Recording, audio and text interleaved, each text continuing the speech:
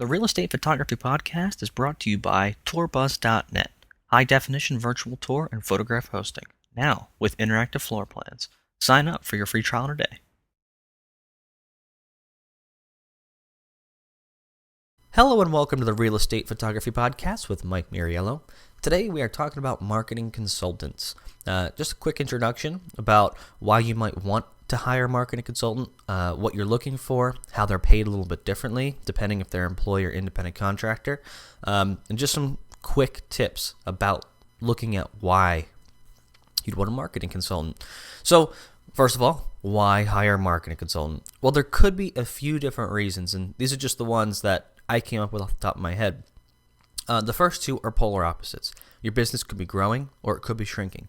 If it's growing, that might mean that you want to spend less percentage of your time working on marketing and more on photography, but you still recognize that you need to have a presence in marketing. So that's a good problem to have. Your business could also be shrinking, and you could be wondering, why is it shrinking? What can I do to combat this process and reverse it? So the other reason I say is you may just want an outside opinion of how your business stacks up against the competition. And sometimes bringing somebody from outside of the business to give you an objective standpoint of where you are is a really good idea. So let's talk about the difference between an independent contractor and an employee. And this comes down to what classification of services does the marketing consultant give you. So if you tell your marketing consultant, I said coordinator in this slide, same difference.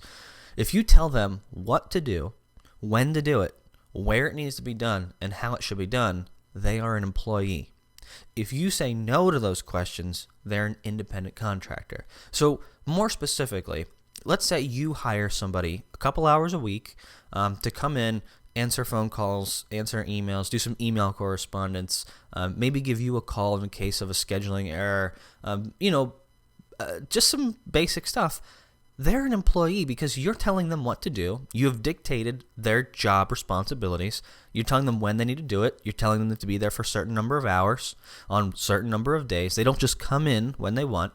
You're telling them where it needs to be done. Obviously, if they're answering phones, it has to be in your place, and how it should be done.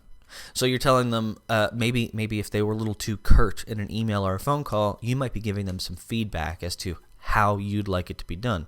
Now, if you hire a marketing consultant, they're probably going to work at their own pace, at their own location. They're going to work at their own fashion, and you're not going to dictate to them how they should be working. So you're going to have conversations about all these, but they're in charge of themselves. Think about it this way. You are an independent contractor as a real estate photographer. The only thing you might have on this one, because it's location based, is when and where, but you're determining what you're going to do and how it's going to be done. When and where are only necessary because of the address and the time you're going to meet.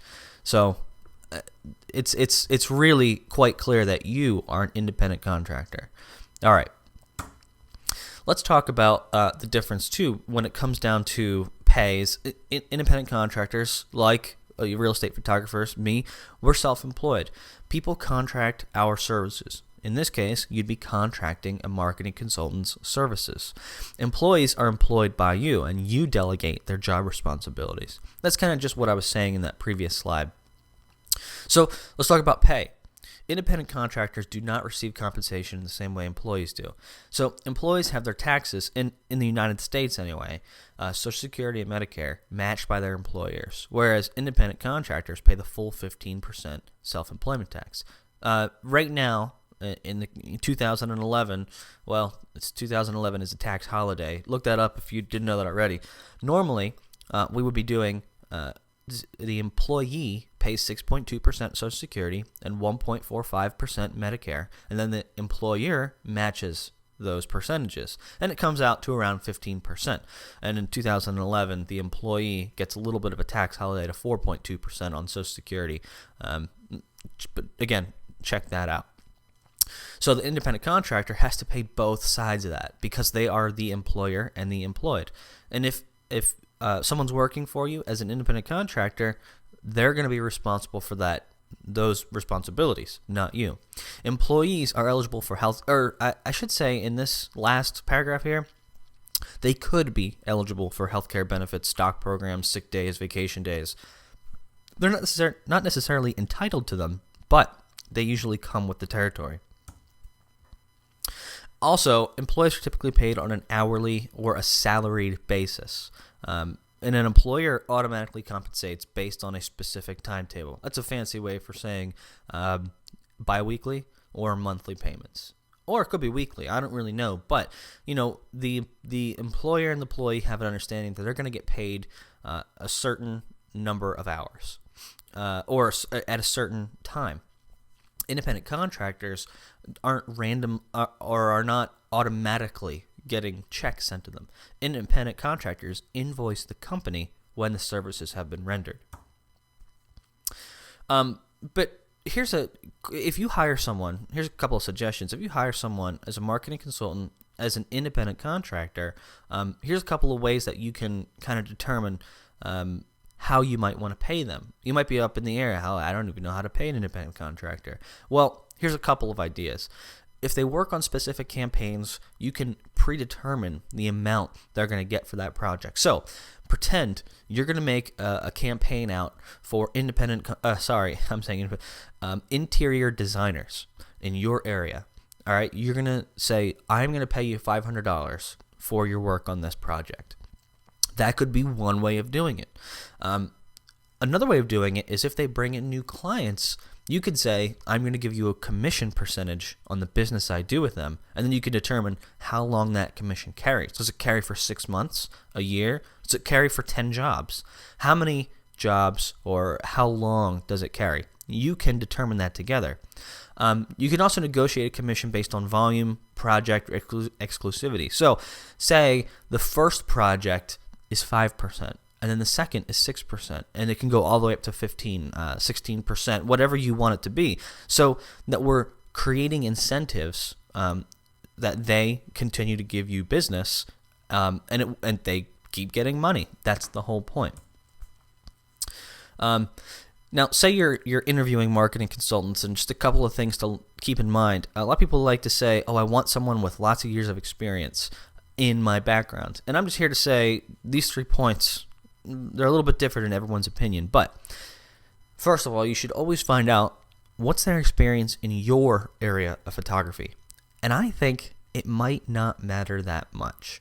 I don't know that it's going to make a big difference because their opinions are much more large scale, big picture focused than say real estate photographers. I'm very into the details and blah blah blah, but they're looking at a big picture and they're looking at marketing. So just because they don't have years of experience in real estate photography doesn't mean they can't do the job.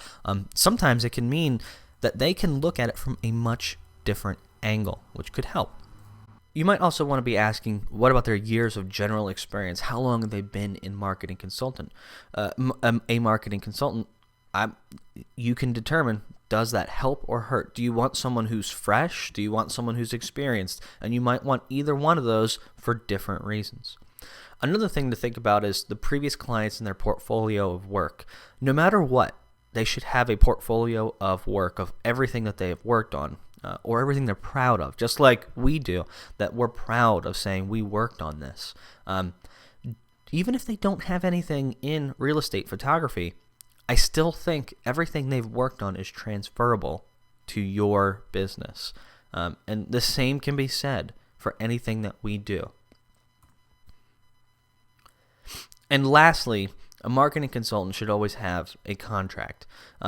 Even if they're an employee, but this really applies if they're an independent contractor, because it clarifies the business relationship to each other as well as anyone looking at a snapshot of either business. So let's go ahead and assume the worst.